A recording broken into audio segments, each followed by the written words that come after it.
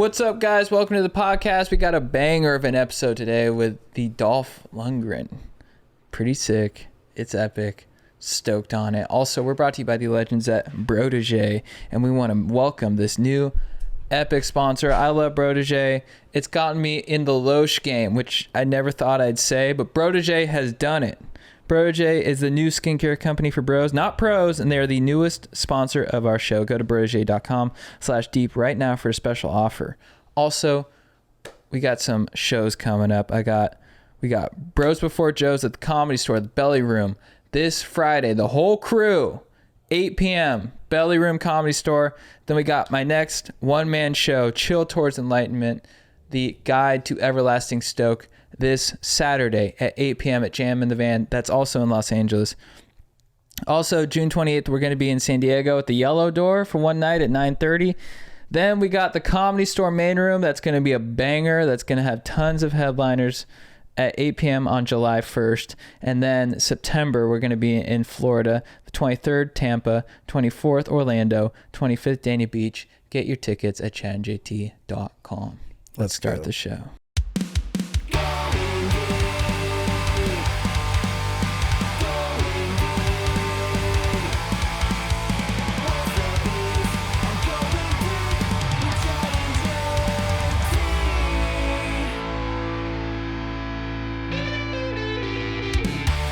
I've heard you can't put on muscle on a day where you drink.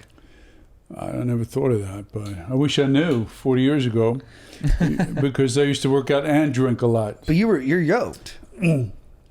Well, you know, I drink about once or twice a week, maybe. That's perfect. But you're supposed to enjoy it when you drink, you know, and so you got to sort of compartmentalize a little bit. What's the go-to beverage in Sweden?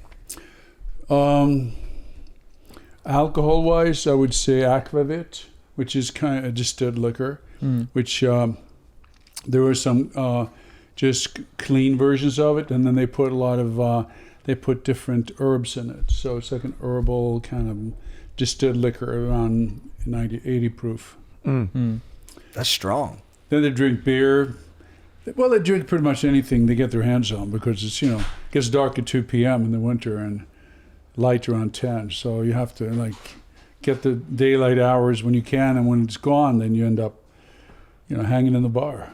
That's a bummer. Do you drink? Have you ever drank and worked out at the same time? Drank and worked out. Well, it depends what you define as a workout. I mean, I'd say like... Was that a double entendre? Yeah, it was. Yeah. Bro, that's I've done plenty of that. Yeah. That's nice. awesome, dude. That's what we're all not about. the gym workout. No. Did it ever hurt your wiener? What? Like being drunk that your guy wasn't able to get the blood it needed? No. I never had that problem. That's what I'm talking about, dude. That's what I'm talking That's awesome. about, dude. That's awesome. Just gotta keep forging on, man. No matter how much liquor you've had. Yeah. I feel like you've got you got such a strong mental fortitude that those kinds of things like ED don't affect you ever. Well, it does affect me, but it affects everybody. It's just a matter of how much you let it affect you. You know? Yeah. I mean, if you can come back from something, it is. What is it? It's not how hard you get hit. It's, you know, how quickly you get up. You know, it's like everybody gets hit. Rocky 6. Rocky whatever. Yeah, Rocky 14. Yeah, everybody gets hit hard. I mean, but do you come back from it, or do you sulk, or do you come back and, you know, keep moving? Yeah, keep moving. That's what helps me. I'll have my wife just rush at me and lay me out on the bed, just, you know, spear me like Goldberg if I'm ever struggling, and that gets me going right away. I've seen it. Sounds good, man. Yeah. So the sun goes away at 2 o'clock. Did that ever bum you out? We're big on tanning.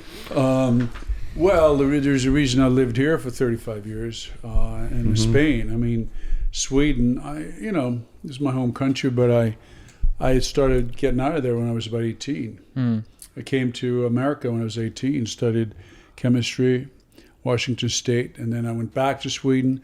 You know, I couldn't afford to travel without a scholarship, so I got scholarships through academia, through you know, being good at science and engineering. And so when you were at school and you're like a big strapping dude, but you're also ripping in your intellectual pursuits, Yeah. did that draw a lot of attention from people? I think it confused some people. Yeah, that I would go to the engineering school, carrying a large bag with karate uniform and gloves and shit like that, and so that was a bit unusual. And the fact that when I showed up at the karate dojo, I was always carrying a workout bag and a briefcase with engineering papers. There weren't too many people doing both. That was a bit unusual. That's awesome. That's so sick. Did you always have an interest in engineering and all that kind of stuff, or was it kind of your family expected you to study It was a bit of both. I think my dad was an engineer, my older brother's an engineer, my other brother's an engineer. So it was kind of in my blood from being a kid, and I would sit there with my older brother, and my dad would go through integral calculus or something, and I didn't really understand what they were talking about, but I would copy it, and then I sort of had a bit of an edge on the other students when I started studying, because I was familiar with math and physics on a different level, and I was pretty good at it, logical thinking, and also I realized later it was a way for me to leave Sweden, to get out of there, and get to go to Australia, get to go to America, and using my engineering skills, or my study skills rather. Well, we're going to put you to the test today. We're going to see how much of this you remember. Yeah. We do drafts. Today we're drafting the best elements on the periodic table. People have been asking for it. They want it. What are the best elements? How do you rank them? Is it on atomic weight? I don't know. We're going to find out today. Okay. So to start it off, we throw out an odds or an evens. You throw out a 1 or a 2 to figure out what our drafting order is. Oh. You ready? Oh, yeah. Okay, you want me to pick? No, you're going to throw out a 1 or a 2 on with 3. your hand, 1 or 2. Oh, okay. Hide it and then You ready? Yep. Okay. 1, 2, 3, shoot. Oh, dude. you're last, dude. All right, 1, 2, 3, shoot. Okay. 1, 2, 3, shoot. Okay. Now paper, rock, scissors. Wow, you're gonna, Okay. oh, wow. Have you played paper, rock, scissors before? I thought. Look at the size Yeah, of that but what's fist. It's awesome. But the one I didn't understand. I thought you did. So now you're in pole Because this position is to paper. get. Yeah, you're in pole position to get the first pick. We've now switched games because you can't play odds or evens with only 2. So you guys are gonna rock paper scissors at one another, and whoever wins. Paper, scissors, rock, right? Yeah, and okay. whoever wins this match has the number 1 pick and gets the top element according to their judgment. Oh, okay. You ready? Is it okay? So in Swedish style, do you say paper, scissors, rock, Very then respectful. shoot? Very respectful. Okay, I will do it Swedish style in your honor, and then we'll shoot throw out whichever you prefer. Yeah. So all right, here we go. Okay, paper, scissors, rock, shoot. Dude, of course Dolph goes rock. What am I thinking, dude? Of course he goes rock. Okay. With the number 1, dude. So I have a choice. You have the top pick, whatever Top you pick. want. Best Okay. element in the world or universe. Best element in the world. Well, there's a plan to my sort of picking, because I had 10 minutes to think about it. So I would pick carbon. That's what I would have taken. Nice. The The building block bedrock of of all life. Building block biological of life. molecules. And also a significant building block of alcohol. Oh, right. what up? Wow. Hey, What up? see, I That's got good a to plan know. here. There we go. Yeah. Yeah. The party element. Carbon, yeah. It's such a special element because it has in its outer proton layer like 4 protons for bonding, right? Which makes it that's why it's the building block. Other elements Hyper reactive. Yep. Other elements can have. I think when they bond, elements are making love with each other. They're boning. Yes. And so carbon would what does it mostly bond with? Carbon. Carbon, Pretty much. oxygen. Okay. Oxygen a lot, like CO2, and in alcohol there's oxygen. Carbon is a pretty inert element as well, isn't it? I mean, I have to, Not reactive. I blew that. Yeah. It's interesting. Yeah, I haven't read up on it lately, but it is inert in some ways, in its natural form. But it does bond with forms quartz, and it forms a lot of the different materials and rocks, and the core of the earth, right? Yeah, it's super abundant in the crust, right? That's the number 1 element if you start rocking and heaving into what we're standing on. Yeah. I'll only be using Kelvin for the remainder of this podcast. I'd like that to be stated. I'll be using. Shit, I gotta refresh Kelvin, but so it is. electrons per shell, 2 and 4. So it's just element 6, yeah. It's good stuff. Sixth element. How does it become a diamond? Is it just pressure and time? I think it's pressure and time, yeah. It's it does that compresses it on, really far into the into Earth, right? And then it's sort of different earthquakes and movements brings it up to the surface. So like areas like South Africa, and I made a film in South Africa and Namibia. It's actually used to be laying around like right on top of the dirt. Really? You could actually pick it up. Wow. That's where they found the biggest diamond in the world. I think it's about 2,000 carats or something. It's about that big. Oh, Wow. Yeah, some dude just found it. Some worker. Really? Yeah. That's the one they cut into the royal British crown jewels. Oh, there it is. wow. Beautiful. Wow. Put up an In image. 1905, dude. Yeah. All right, who's up? Strider, you're up with the number 2 pick, dude. All right. Since Dolph, I want to say Mr. Lundgren. I just want to respect him. Just call me whatever. Freaking legend, dude. You took my pick, so that was a good pick. Smart. For number 2, there's a lot on the board here, guys. A lot of elements on here. I believe another 260 something. Is there that? I thought it was 118. That's a good call. I had no idea. I just on the pulled periodic that number table. that we know of. Yeah, how many are there? They're discovering more. Livermorium. They've added a bunch lately. All these artificial elements. They're like there have been. Are we counting produced those in the ones? lab. Those ones that have a super short half-life. Are we even giving those like any I don't time? give them anything, and then some of them are purely synthetic. I'm going with my boy Dmitry Mendeleev's original discoveries, dude. Okay, and this element's definitely on Dimitri's list. This is also an element that builds empires. It gets you jacked. No. If you're deficient in this, you're gonna pass out. No. I'm talking iron, dude. Dude, Damn good it. pick, bro. I'm That was gonna be my iron, pick. dude. Wow. Okay. Very grabby pick. It's Earth's core metal. Okay, that's the planet we live on. All right.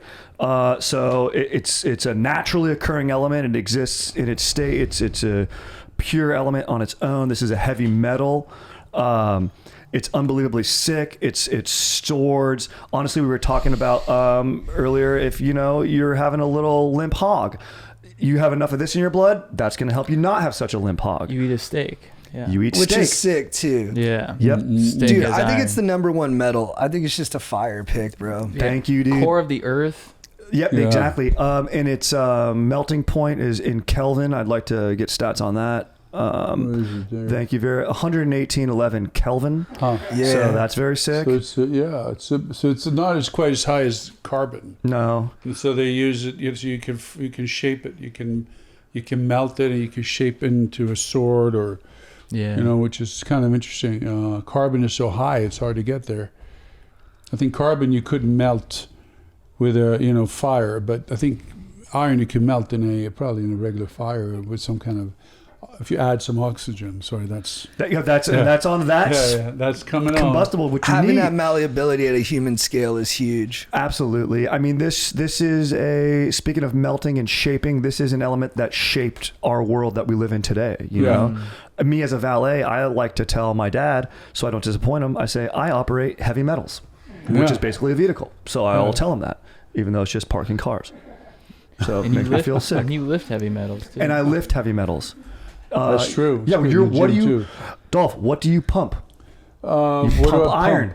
Yeah, I do, but now I'm sort of I'm trying to balance my workouts now because I'm an entrepreneur. I don't have much time, so I'm trying to balance it between cardio, flexibility, some strength, and some martial arts. I love that. That's kind of like before when I was younger, I had it naturally, but I didn't really have to think of it, plan it, but. Today I have to kind of work it out. So when I travel, I can, I'll do some cardio. Like today I do some biking, and then I'll probably do some martial arts with some dude. On Wednesday, do a little hit the pads. What kind of martial arts you doing? Karate, karate, Japanese karate. What, Shotokan? It's Kyokushin karate. Mm-hmm. Shotokan is the biggest. a Japanese style. Then there's Wado-ru, Shito-ru, and Goju-ru, and then Kyokushin. So you're kicking a lot. Yeah, some knees mostly. I kick a little bit, front kicks. I don't throw the high kicks anymore because I had some hip injuries. Sure. Too much of that, too many millions some more of teeps these and stuff. There's like the hard front kicks, some knee kicks, punches, elbows. Hell yeah, dude. Yeah. I'm thinking about getting into karate. Jiu-jitsu's big, but I want to do like Jiu-jitsu is good too. But I don't want to tumble around. I'd like to You're do like a stand-up fighter all I'm a stand-up day, guy. dude. Yeah. We're tall guys. They say all fights go to the ground, but not all fights I've seen go to the ground. A lot of times, one guy ends up on the ground because he gets hit. That's what I'm saying. I think if you're in a bar and you end up choking, his buddies can like hit Kick you over you the in the head or head. something. Or So many I variables. think standing up would be better. Yeah, and if you're also I do kicking it the guys for away from being, you. for being in shape. I don't do it really to get in a fight. Yeah, I want to just get out of Right, fights. yeah, me neither. Yeah. I like it. Guys, I'm interrupting this podcast to let you know once again that we are brought to you by the legends at Brodege. My new favorite sponsor, Brodege, is revolutionizing the Loesch game because they make Loesch for dudes and they make it simple. Because as a dude, we all know that you look at your girlfriend or your wife's skincare game and you're like, what is going on? How many products do you need? This is insane. It's almost like trying to learn personal finance. You're like, I'm trying to learn about a Roth IRA and Loesch. Brodege's like, dude, we'll simplify the Loesch game for you. Just one product, Brodege. Apply it every day. It's got SPF in there, protects you from the sun. It's got retinol. Why is retinol sick? It's the only thing FDA approved to remove fine lines. That's right. It'll keep you looking young, fresh, and it's the best. I've been using it every day. And guess what? It's even cheaper if you subscribe. They got a special offer for new subscribers. You can try Brodege for just $10 for your first month. You can get dank Loesch for $10 for your first month, okay? That's a deal and a half. And you won't smell like your grandma's closet. You won't feel like you're using your girlfriend's products. And you won't even notice you're finally taking care of yourself. Isn't that the best feeling in the world? I love it. Bros love metal. Brodege is literally metal. Smart. Better for the environment. Feels good to crease the shit out of instead of squeezing on down with some lame pump. That's what I'm talking about. I don't pump my Loesch. I squeeze my Loesch. Bro's a state of mind. And Brodege is made for dudes. It's made for you. So get on the Brodege train right now. For our listeners, you can get your first month for just $10 with code DEEP at checkout. Go to brodege.com/deep and enter code DEEP at checkout to get your first month for only $10. That's brodege.com/deep and use code DEEP to get started for just $10. Kyokushin, that was the start of K1. Oh, nice. K1, the guys who formed K1 were Kyokushin fighters. Oh. So there's like a karate style where there's kind of stand up a little more, Shotokan is a little lower, where Kyokushin is a bit stand up, his hands are higher, and a little more like Thai boxing. What's the best to get into for a novice? If I was interested in going to like a studio in LA. Sorry, I'm really into I think kickboxing is pretty good. Somebody does kickboxing, because then you don't have to learn all the katas and all the traditional stuff. You can just get into hitting the pads, kicking, it's very all around pretty good workout, I'd say. Okay. So, and also it gives you, it's good for your mental state too. Any combat sport, if you're a man, in our society, you don't really get an outlet for that because, you have special guys who do it, but back in the day, everybody had to know how to fight, how to carry a gun and all of that, so. What's I gonna ask? So when you're working out, are you sparring with someone else, or are you just hitting the pads? A little bit of mostly hit pads, a little sparring, but mostly like just a strength thing. Like you kind of go to the body, you spar to the body, so you get some body shots to kind of stay tough. Sometimes I do back and forth movements with different techniques, but I don't really spar too much because I don't want to get injured. Did you and Sly ever spar? Not really full on. I mean, we did getting it down for the movie. Yeah, and then you kind of end up freestyling it sometimes. Like if one guy's in the corner, the other one will kind of freestyle it, and you get hit a little bit. And a lot of trust there that you're not going to open up on each other. He was my boss, so I mean, he was getting through a divorce at the time. Oh. He'd come from divorce court in a suit to go and get changed, and then I would be like, oh, fuck, here we go. And then he'd be like, if I didn't get, I had to get really close for it to look good on camera, but if I touched him, he'd do that again, I'll fire your ass. But then if it was too far away, then he'd get upset too. Yeah. Right. So it was like, this 27-year-old Swedish Small kid. degree Like, of margin. degree of error. And then I got used to it. So I'm pretty good at stage fighting after that experience. 6 months of that, twice a day, Yeah. How nervous were you for your first day on set? I was a bit nervous. I did a lot of rehearsing. I really knew the character down. I had it pretty much down, but I was nervous. Yeah. I realized the pressure and I'd done a Bond movie. Had a little small A Time to Kill, Bond right? movie. Yeah, A View to Kill, and so I went to the Not A Time to premiere Kill, of that, and it was a big deal. It was Duran Duran was this band and Roger Moore, so it was a big deal. But like Sly told me, the Rocky thing is much bigger. You just wait till it's our opening. And he was right. It was like the Rocky thing was just 10 times bigger. And did I read you got discovered dancing at a club? Not really, not as an actor. I was in a club and with my girlfriend at the time, who was a singer in New York, Grace Jones. She was like a nightclub singer. And some little guy came up to me and took a picture and said, in an Instamat with a small camera, and said, hey, what are you famous for? And I'm like, nothing, as far as I know. And he's like, I'll put you in my magazine. And it was Andy Warhol, who was a famous artist. Whoa. And he had Interview magazine. And, he kind of liked me, a little extra, I think. And Sure. Of course. got a few photo shoots going.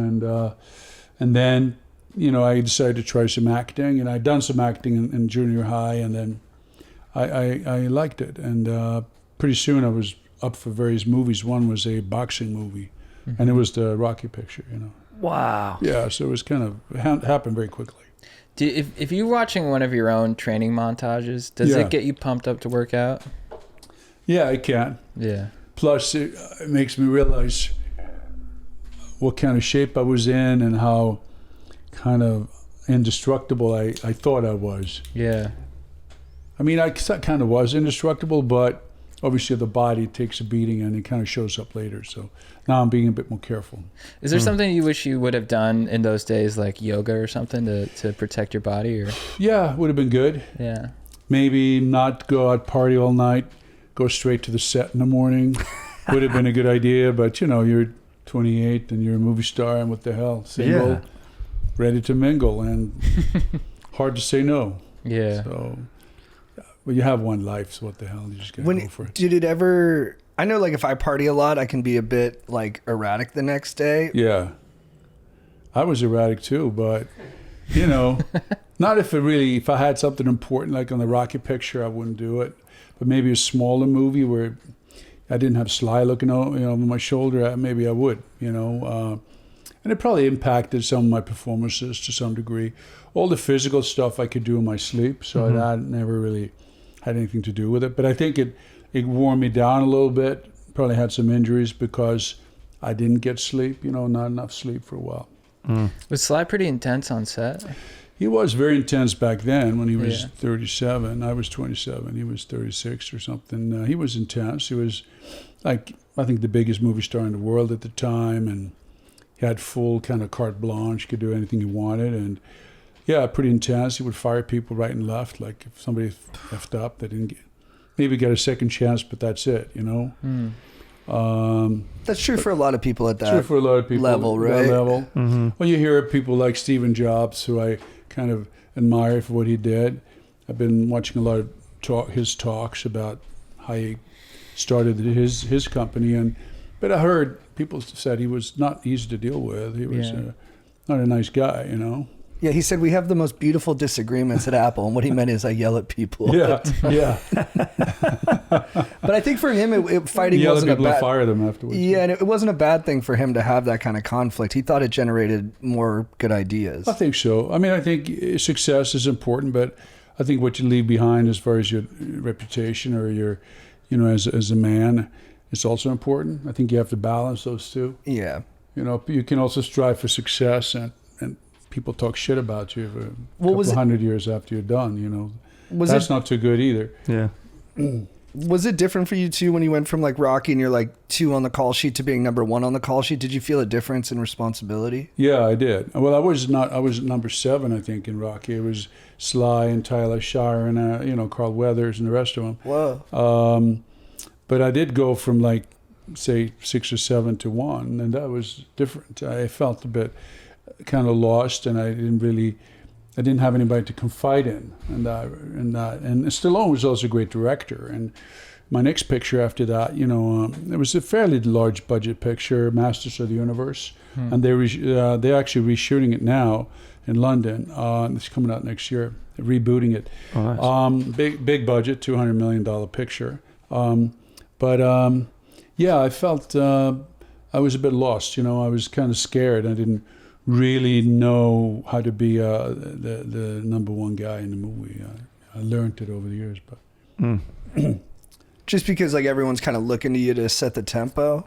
Yeah, it's true. Yeah, I mean, I set the tempo as far as being fair and being a good guy, but there are other things, that I probably should have been better at, which is kind of to set, boundaries and to for people to have a sense of focus, to focus the whole company, and to maybe call some people on their bullshit. Well, I mean, this is crazy. I mean, the 80s in Hollywood is the most loco time in its history, right? Yeah. Like, I mean, you have like Jerry Bruckheimer and Don Siegel, was that his name? These huge producers who are just doing tons of blow, and they're greenlighting the craziest action, and the creativity was awesome. Like, the movies hold up great. Yeah, but But you must have just been around so much chaotic energy. Yeah, well, I think what happened was with when Jaws came out in 1975, it was 76, and then you had Star Wars. Mm-hmm. That meant that movies were made for people to see it multiple times. Like people see Star Wars like 10 times, where before that it wasn't like that. The audience were kind of older and a little more sophisticated, and it became more of a kind of a family business where you're supposed to make a couple $100 million in box office. So it changed everything. Like you're right. These kind of cowboys came up and took over the business. These kind of super producers, young guys doing a lot of blow, kind of leveraging all their assets, but it worked for a lot of them, and it was a different time because there was no real accountability, I mean, there was no Me Too movement, anything like that. There were no mobile phones. There was basically, people were taking advantage of each other quite a bit. So yeah, I was part of that, and some bad shit happened to me too, like being used and not really getting the proper advice, and stealing money from you and shit. Like I went through all of that, but nothing really damaging, but still pretty harsh on a kid who came over a couple of years earlier from Sweden and as a chemical engineer. It wasn't like I'd been a movie, like a script writer, like Sly, for instance, since I was in my teens. He wanted to do that, so he was kind of mentally prepared, but I wasn't. Right. And did you have a good understanding of? Because it seems like once you're number 1 on the call sheet, you're kind of your own businessman. Yeah. Did you have a good understanding of the business or how to handle stuff like that, or was that a tough learning curve? It was very tough for me. I was not a businessman. I was too kind of gullible and too much of a people pleaser, which you have to be. But because of my upbringing, my dad was pretty harsh on me, and I was fairly insecure as a person. That's kind of what fueled me into the martial arts, contact sports. Like a lot of guys who are in contact sports, boxing or football, or you become a police officer. There is not always, but there can be some history of, physical abuse or violence, like in the family. Right. You kind of you need to sort of feel stronger, and part of that is also you can also be a people pleaser. You can also be a really good soldier. Take orders. Yeah, go and kill those guys. Yeah, okay, yes sir. I'll do it. Fuck it. I don't care what happens to me. Right. You know, and I was like that, but it didn't really help me as a business person. So I think I was taken advantage of quite a bit. And yeah, certainly you're right. I did not have the business acumen to sort of judge what as smart his move was strategically and so forth. It's tougher because you're big and jacked and handsome too, where people think you must have it all figured out all the time.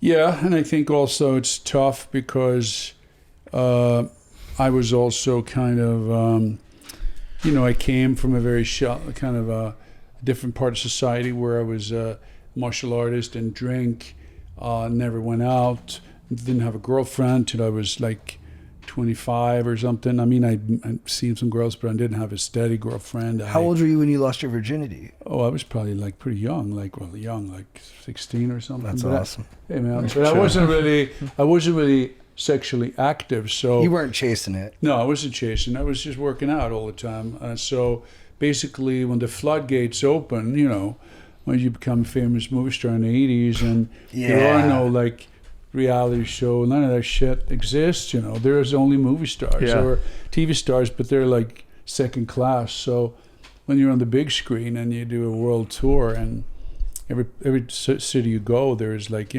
screaming fans everywhere. I mean, it's easy to get kind of caught up in that. Yeah, and that much ass can make you sad, right?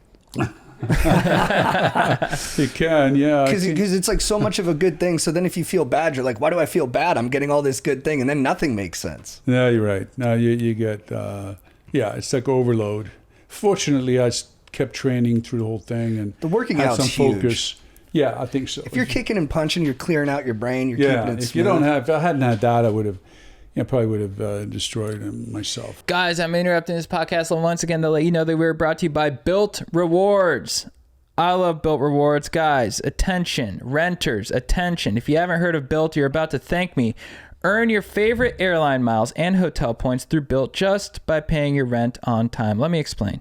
If you're a renter, you should be taking advantage of Built. We rack up points on groceries, travel, and nearly everything else. So why not one of your biggest monthly expenses? With Built, paying rent finally pays off. Summer's around the corner, and I'm already planning my next getaway.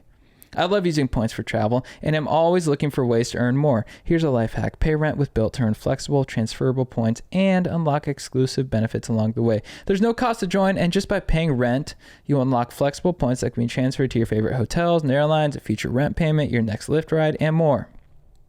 When you pay rent through Built, you unlock two powerful benefits. First, you earn one of the industry's most valuable points on rent every month. No matter where you live or who your landlord is, your rent now works for you. Second, you gain exclusive access to neighborhood benefits in your city. Built's neighborhood benefits are things like extra points on dining out, complimentary post-workout shakes, free mats or towels at your favorite fitness studios, and unique experiences that only Built members can access. And when you're ready to travel, Built points can be converted to your favorite miles and hotel points around the world, meaning you can your rent can literally take you places. So if you're not earning points on rent, my question is, what are you waiting for? Start paying rent through Built and take advantage of your neighborhood benefits by going to joinbuilt.com/go deep. That's JOINBILT.com/go deep. Make sure to use our URL so they know we sent you. Joinbuilt.com/go deep to sign up for Built today. Did you ever scrap with any famous 80s actors, like get into it when you guys were like young and hot under the collar and you're like, you think you're a big tough guy, Michael Douglas? No, I nobody was dumb enough to scrap with me, I don't think. I mean, I was pretty dangerous guy in those days, I mean, I had a nice temperament, but I wouldn't have wanted to be on the other side of a punch from me or a kick back in those days. Kick would have been very bad news.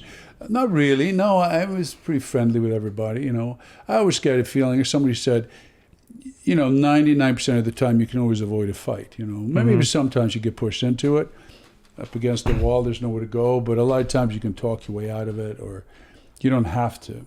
Are you Swedish actors close? Like, do you know the Skarsgårds? I've met them. I know their dad a little bit, Stellan. I met them, but I'm not close to them. No, I know. Peter Stormare. Oh, he's great. Yeah, he's a good guy. He's such a good actor. Yeah. The guy from Fargo, right? Yeah, from Fargo. The guy who's the kind of quiet guy, or psycho guy. He plays a deranged dude better than anybody. Does it well. He's the best. He's the guy that does the wood chipper. He gets great actor. Oh yeah. When he was watching television, remember? Oh my gosh, yeah, he's.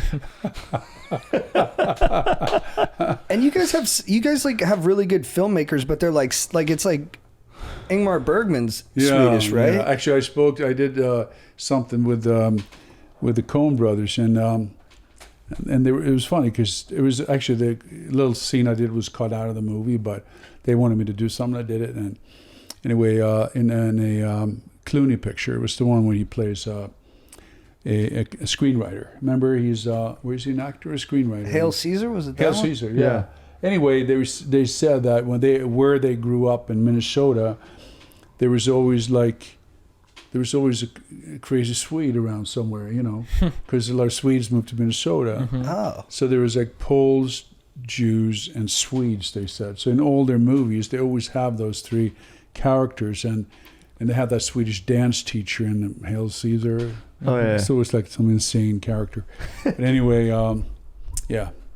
That's funny. Are Swedish people, because like the art that I've consumed from Sweden is always pretty dark, right? And pretty existential. Yeah, it's dark, and it's like Lutheran. Lutheran is part of being a Protestant in the oldest religion, where you're born a sinner, basically. Mm-hmm. And there's really no way to get out of that.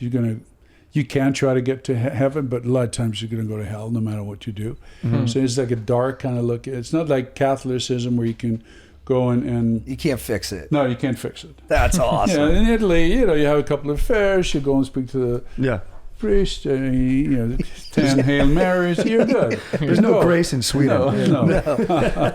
So yeah, you'll never rid yourself of the darkness. It's in you. But they do have a good music industry in Sweden. They have a lot of good music producers, Max Martin and guys like that. Hell yeah. But I mean, Bergman is kind of dark, and and it's dark there a lot too. The sun goes dark. down. Dark. It has a darkness to it. The whole culture. Yeah, you're right. Are you still religious? Not really. No. I mean, I like the history of religion. I like how you kind of, if you go to a church in Europe, you like feel the centuries of history and so forth. You can find it right there. So I like to visit churches, but I'm not really religious that much, no. How important is being tan to you? Being tanned, I think it was really important in the 80s. Yeah. And there was no self-tanning cream, shit like that. You have to get out there and you had to earn it. Burn it. Yeah. That's right. Did you ski? Did you ski in Sweden? I did cross-country skiing, downhill, mostly cross-country, actually. That's a lot of work. Yeah, because, where I grew up, it was very flat, kind of, but a lot of snow. I grew up in a place up north when I was a teenager. My dad sent me away. We had disagreements, so he said, I'll get the kid out of here, sent me to his parents, which is above the Arctic Circle. So, So when you came to California, were you just like, this is it? Yeah. Even America, when I first came to Washington State to go to school, up in Pullman, Washington, which is like in the prairie. Oh, you're a cougar. Yeah, cougars. Yeah, I was there when I was 18, did some boxing, did a little, did chemistry. And then I went to South Carolina as well, to Clemson. I was there doing some research. And first thing I noticed was that people are really upbeat and kind of friendly, and they were interested in me. I was just a nobody from Sweden in my mind, and it was kind of cool. The chicks kind of, the Swedish guy. So it was I was kind of. I always wanted to come back, which I did, of course. So. Did you rock a Speedo? Do you still rock a Speedo if you go out to the beach? Not much, no. Oh, I would. I don't think my wife would let me, but I used to rock it. Yeah, hell yeah. Sure. Was your family when you started acting in movies and started to make a career out of it? How did your family respond?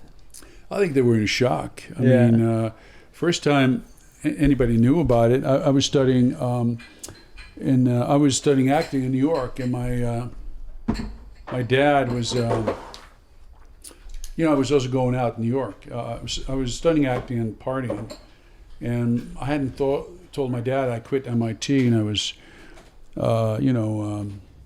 living in Manhattan with Grace Jones, my girlfriend, and he was reading the newspaper one day in Sweden, and there was a picture of this. She was kind of famous, Grace Jones, in those days, and with her, toy boy, boyfriend, and it was me, and he's like, oh, is that my son? And I was wearing like leather pants, no shirt, glasses. Hell yeah! And that's Studio 54. If you could, you would. Are you at Studio 54? Yeah, that's cool. I was there, man. Did you ever meet that owner guy? Oh yeah, Steve Rebell. He seemed like a character. He was funny. He was actually a good friend of Grace's. So I got to know him pretty well. And I read about it later. The tax evasion stuff. Yeah, that too. But he always wore. Even in the summer, he wore this down jacket, kind of oversized, but kind of something French, like a French kind of fashionable down jacket. And it was, what the hell's up with a down jacket? and I saw this documentary about it where that's where he kept all the drugs and all the cash, because he would like deal very quickly, like all the VIPs, here's some blow, Then he had cash. Because he would go outside once in a while when there's too big of a crowd, he would hand out 50s for people to go home. Because if they stay there, the fire department would shut down the club. So he would just go hand out like a few $1,000. Hey guys, get the fuck out of here, Amazing. So it was like another time. Yeah. Such an operator. Yeah, he was an operator. Did you meet Truman Capote when you were there? I think I saw him somewhere. Yeah, he used to go a lot. Who were like the biggest characters at 54? It was Steve Rebell, it was Jerry Cooney, it was Bianca Jagger, and Mick Jagger was there sometimes. David Bowie, I met him. Michael Jackson, met him. What was Michael Jackson like? I didn't meet him. I didn't talk to him that much. Did he dance? Yeah, I was actually at that. The 25th Motown anniversary was at the Uptown Theater. What's it called? The Apollo? No, the Apollo Theater. Yeah, Apollo Theater. And I was there with Grace, and I remember David Bowie was there, and he had this cool bodyguard. I kind of checked him out. He looked badass with his suit. He had a tuxedo on, and awesome. The bodyguard looked badass. And Michael Jackson did that moonwalk for the first time. And I remember I said, I think it was right before Thriller was, it was about to be released, and I said to Grace, like, what's up with this Michael Jackson guy? What's the big deal? She's like, don't ever say that about him. He's going to be a huge star. Yeah. Anyway, there you go. So you saw him the night he did the moonwalk? Yeah, wow. That's awesome. I was in the backstage. Wow. I was carrying 2 guns myself. I was really? Yeah, because Grace, when I went out with Grace for one of the first nights, she said, get the cigarettes out of my purse, and I came out with this little, like a toy gun. It was a Derringer 2-shot, 32 caliber, and it was a real gun. And I said, well, not much stopping power on that though. No, but in the head. In the head, close range is good enough. Right. Yeah. I thought you were talking about your biceps for a second. You know what I'm saying? But anyway, she said she'd been tied up at gunpoint in her apartment, her and her ex-boyfriend. And I said, it's not going to happen to me. Fuck that. So we went to Colorado, and I bought some guns there where you could just go and get them in those days. The best, like Wyoming, back in the day. You just walk in that day. Check. You got a friend who's got an ID from there. They'll give you the whole arsenal. And you threw them in the suitcase, because in those days there was no X-ray and shit like that. And, oh wow! And then there was no metal detectors, so you could wear them to go to 54. You could come in armed. If you Back when we were a proper country. My dad one time went into Gart Brothers in Wyoming, and he goes, I want the Glock, and my friend's going to buy it. He's from Wyoming, and the guy goes, sir, I am an officer of the law, and that is a straw purchase. You must leave this premises right now. All right, later, dude. We're like, sorry. Anyway, here is Hard Cut, right? Yeah, this is your vodka. Let's go. Cheers. Potato vodka. I haven't drank in 3 years. I'm throwing my chip away. Later, AA. I'm kidding. Cheers. Cheers. Oh, that's good. Well, this is great. Smooth. Wow. Dude, this makes me want to party, dude. Yeah. I want to party. We're partying now, Yeah. Dolph. It's been too long, man. Where you been, bro? Dude. I've been dying to hang out. Bring in the top models. Yeah. You're Come always over so there. busy these days, dude.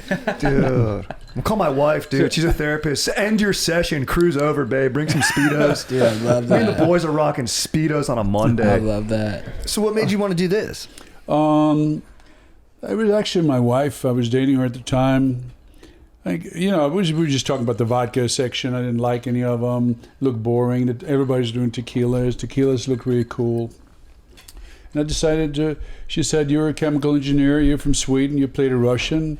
You should be able to come up with a vodka." And I decided to do it, and found one in Idaho of all places. We tried them from all over the world, but potato vodka from Idaho and overproof, 90 proof. Let's go. 45, so it kicks your little ass. And, little badass. And it was something I'd never done I hadn't been an entrepreneur like that. I'd just done movies, so it was like a challenge on another level. So, yeah. And when did you first launch? We launched here in California about 2 months ago. Cool. Nice. And we just launched in New York. It's a sleek design. I like it. Thanks, man. Yeah. A little more, a little stands out with the older vodkas look a bit kind of tall and slender, and there's a little more badass looking. Do you think, back to acting, do you think acting is harder than people think or easier than people think? I think harder. It's harder, I think, because like people say, just be yourself, you know? It's not that. Just don't do anything. Don't know acting. Just be yourself. But that's what people get $20 million for, you know, to be able to live authentically under, you know, fake circumstances. Like, to be able to be completely relaxed and normal when there's 5 cameras on you and you're about to speak to, you know, Nicole Kidman or somebody. Yeah. I mean, that's kind of it's a lot of, like I heard Jack Nicholson say, it's 90% relaxation acting. And there's something to that. Like, you know, it's a very meditative type of art form. It's pretty cool, actually. That's probably why you're so good at it. Oh, you're good at meditating. Yeah, because you have to, like, you know, you got to relax and be in the moment, and I think it's difficult. Yeah, because my body gets too jacked up, and then the words stop making sense. Like, I'll have to say, "I want your money, Ellis," but then I say it 30 times, and I'm like, "I want your money," and by the time I'm done, I don't even. It sounds like I'm speaking not English to myself. Yeah. That's why a lot of some directors prefer, you know, the first take. You know, like Clint Eastwood. Oh, you know, yeah. The actors know. You know, they get 2 or 3 takes, you know, and that's it. So you have to be fully rehearsed, and then the first time you say something, it has a certain kind of freshness to it. First time you utter a line, like I know a lot of actors, like Sam Jackson. I understand he never speaks the dialogue once. He's never said the lines before the camera's rolling. That's why it always sounds natural as fuck. Some people like to rehearse, like Al Pacino rehearses like 1,000. Like the stage actor rehearses a lot. And that gives him a chance to be spontaneous, but some other actors don't do that. And, you know, some directors like to, like Sly, for instance, he's very not married to the dialogue. Like, you can rewrite stuff. Right. I mean, right on the right there, you know, just say this instead of that. And sometimes it kind of frees you up too. Well, what kind of actor are you? Do you like to rehearse a lot? Do you Me? I like to rehearse a lot, I think, because for me, it's a lot of physicality, especially the movies I do. Right. It's a physical art form, so I think a lot of times if you feel comfortable in your movements, if I feel comfortable in my movements and the body language of this person I'm supposed to portray, then I feel more relaxed. Yeah. I saw one actor say, you know, that and I agree with that if I don't feel like, if I show up on set first day of shooting for a scene and the director says, you know something, I don't fucking like this scene, we're going to do it this way instead. If I don't feel comfortable with that, meaning you have to own the character, not so much I'm going to play the scene this way. Mm-hmm. But if he says, let's do this instead, and you feel completely comfortable, then you know you got it. You know, you know that whoever you're playing, you kind of understood it. When you played like the bad guy in Universal Soldier, and you're playing like a kind of android robot, like machine, I guess we call it android or synthetic or something. Like a. Did you carry any of like a cyborg, or was it cyborg? Yeah. When they said cut, were you like stuck in cyborg mode for a while? Like, would you go home and be like, turn off the TV? Turn it off. I think, I'm not really like that, but you get stuck in it a little bit where you may want to practice it and annoy your girlfriend or your friends because you're like being a little cyborgish at home. I saw that with like Val Kilmer when they did the doc about him and they showed him it almost felt like it was his passive aggressive way to fight with his wife, but he would get into character all day and they have home footage of her being like, shut the fuck up, Val, and he just won't he's being Jim Morrison 24 hours a day. It's amazing. Yeah, no, I mean, some actors do that for sure. I mean, yeah, it depends. I mean, can be a very immersive art form where you totally get lost in it, and then your normal life can be, it's beautiful when you're on screen, but everything else is just crap, falls apart. Relationships, everything else sucks. I mean, it's typical for actors or musicians too sometimes. It's tough to compartmentalize where you're like, I got to go do this scene where I'm being happy today, but then your girlfriend's yelling at you, your dog bit you in the way of the set, and it's like, it's not easy. No, it isn't. But that's kind of the beauty of it, that you get to escape normal life a little bit and just play act. Do you get the Drago character is so iconic, probably the most iconic villain. I think it might have been like number 1 or 2 in our villain draft. Yeah. Okay. When you travel the world, do people just instantly associate you with Drago? A lot of times, yeah, I think so. I mean, I think it depends on who it is. If it's more of a real fan, they'll know other characters like Masters of He-Man, for instance, where now because of the new movie, people are kind of focused on that. But yeah, I think Drago is, I think the first time people see an actor on screen, and if it's a good movie and if you're doing a good job, it sort of defines who you are in their minds. Like if you see Stallone as Rocky Balboa first time you see him, then he's always Rocky Balboa, especially if it's a good movie. He could do and he has another 50 pictures. And you remember him as that guy. But have you been in because I watched Rocky IV in a Pueblo town in Costa Rica in the bar there. Oh shit! Like I mean, just like corners of the world, it's just a mainstay. I feel like it's you could be in Mongolia and they'd be like, I know. Yeah, that's true. No, there is something about certain movies that, they say it takes 15 years for if a movie's a classic or not, to 20 years. Like some movies weren't appreciated when they came out, like Casablanca or something, and then it becomes a classic, or Wizard of Oz or something. But even Shawshank, I think, opened with a week, and it's a classic. Yeah, you're right. What's your favorite movie? Well, my favorite, I like some of these kind of epic pictures like The Godfather, or like Gladiator, those type of movies. One of my favorites. Yep. Warrior, pictures about warriors. Men Under Fire. Great movie. Saving Private Ryan. One of my all-time favorites. Yeah, it's the same thing. If you're a man, you kind of, there were a lot of guys before you who actually did that for real, and you're kind of wondering what it would be like. And I've always thought about that since I was a kid. But I think, Rocky IV has managed to get some kind of iconic status, and people will remember it, and I'm sure people are going to watch it, It's got a good long message. after all the people who are in it are not around anymore, So some pictures don't age well, and that one does. When you read the script for Creed 2, did you feel like that was the right landing place for the character? When I first heard about it, I didn't want to do it. I thought it's going to just screw up that character's kind of legacy, that they were going to make it just another badass Russian guy, one-dimensional. But because the original Rocky Drago character had some layers to it, like that's why I think I ended up playing a lead in the movie after that. It wasn't really his fault. It was the Soviet state and all of that. But no, I heard about the script. I read a version of it. I didn't like Creed 2, but then this director came in. And Stephen Cable was that? Stephen Cable. He came in and rewrote it and did a great job. And he wrote it kind of with Dragos as almost the leads in one way. They came from Ukraine in those days, and they were poor and they don't have anything. Sort of how Rocky Balboa started. Whereas Michael B. Jordan's character and those guys they're kind of fairly well off. Well, he's a champion, so yeah. So you kind of the Rocky movies are always good for the underdogs. I think that's why it worked for Creed too.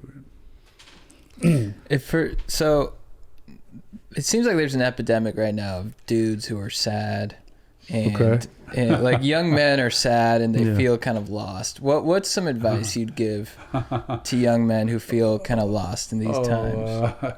You mean like Jordan Peterson speaks about that, right? Yeah. Do you think we should make our beds? Yeah, make your bed in the morning. That's important. I don't know. Probably is I good think, advice. I think this generation will do just fine. Like all generations before, there's always a complaint, like there's this famous quote about the youth of today, they're useless and they're lazy, and you read through it, and then at the bottom it says Plato, 2000 BC, complain about all his students. So I think it's an eternal struggle for men to find It's an eternal struggle, meaning. but I do think that something with internet has changed, and also the fact that men don't do military service these days like you had to in the old days, and everybody was you had to kind of do the tribal coming of age thing where you tested yourself and you went through some real physical hardships, and I think that kind of gives you a certain scale. You have some. It makes you wait. You find a way to look at your normal everyday problems, and they don't seem so bad. Yeah. If you've been shot at or you've been crawling around the mud, and especially if you really went to war. But even if you didn't, just the training and living by yourself, taking care of, like you said, make your bed every morning, get yelled at by the officers. And I think I did it in Sweden because it was conscription when I was a kid. But so I think things like that have changed. So you did national service for a year or two? National service, yeah. I think, men will find a way. I think MMA is big because young men want to try themselves. They want that sort of coming of age, that ritualistic sort of experience. And I think, I think is just search that out a little bit may be a good way to make yourself, give yourself some ammunition to battle, depression and such. Because, social media and all that shit kind of makes us feel inferior sometimes. Oh yeah, what's on there is not real. It can make you feel inadequate. Yeah, everybody's a fucking billionaire. Yeah. And everybody's fucking living till 120. Yeah, they have all these secret, pills you got to take. And it's. Well, maybe before we wrap up, I think one thing that would jack up the young men of America, especially the ones who listen to this, is if you could come from the heart and tell us your wildest sexual escapade. And it can still happen right now. It's classified, that one. For sure. Gotta get the clearance. That was very Drago of you. You can't reveal that to us. The state would. Yeah, they would have to kill all of you. This chopper would just stand here and the SEALs would show up. Put a bolt in each of your heads. Well, I think in terms of who won the draft, we only got through two more picks. elements? Yeah, We'll go two real more. quick. Chad, you go and then I'll go. All right, I'm gonna go real quick. So this element, it gives us life, it keeps us alive, but most importantly, you can shred it. You can also get high off it, which I think is two of the sickest things in life: shredding and getting high. Oxygen. Yeah, that's huge. That's huge. big, dude. Oxygen's huge. Yeah. So, and when it turns into water, you can just carve the shit out of it. And dude, you love busting, and oxygen is huge for combustion. So that creates fire, exactly. and you can manipulate other elements with the power of oxygen. Of course, it has to be combined with what's fire? It's oxygen and what, a hydrogen or fire is oxygen and carbon. Yeah. Okay, together. Too nice. Yeah. And they combust. I didn't realize that that's actually what goes on when you bust. Yeah, fire is basically a busting. Bro, it's crazy to me that I'm going to get this. I can't believe y'all let it slide to 4. I'm going with the most abundant element dude, in the universe. It makes up the stars, and carbon may be the basis for biological molecules, but this is the thing that allows those biological molecules to develop into life and survive. I'm going with hydrogen, dude. Smart. Number 1 on your periodic table, number 1 in your heart. It's got to be the top pick. Dude, mixed for a great bomb, too. Dude, jet fuel, baby. Yeah. That's what's keeping us flying. You're a big agree. Hindenburg guy. Oh, always, bro. Actually, and they're making a comeback. Really? Yeah, hot air balloons are making a comeback. They're actually pretty safe. They're super easy on the environment. It's a good way for mass travel. So, That's hilarious, dude. We should go somewhere. Don't be afraid of it. We should tour by a hot air balloon. Oh, that'd be awesome, Like the dude. Greta Thunberg. Give me a call. Comedians. Yeah. But also, did you realize if you take carbon, hydrogen and oxygen, you could make ethanol, which is vodka. There we go.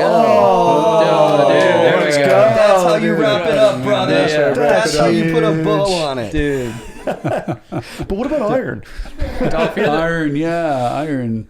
That could be, what is iron? The bar, where the bar stools. That's what I'm talking about. You got to put your, rub or the elbows. steak you're having with it. Yeah. All right, well, we don't have time to call Aaron, but we do have time for Jake to weigh in on who the winner was. Jake, what do you think? I gotta go with oxygen. Oh, dude. That's how I'm alive. Thank you, dude. Nice. Oxygen was Thank good, you. too. Yeah. Chad, congrats, you got the W. Beat Dolph, dude. You can take that to the grave, dude. Dolph, it was great having you. Thank you so much, You make me man. want to party and lift at the same time. Thanks. So, yeah. Dude, it's a great I've never vibe. met a jacked scientist, dude. That's rad. Thanks, guys. Yeah. Appreciate it.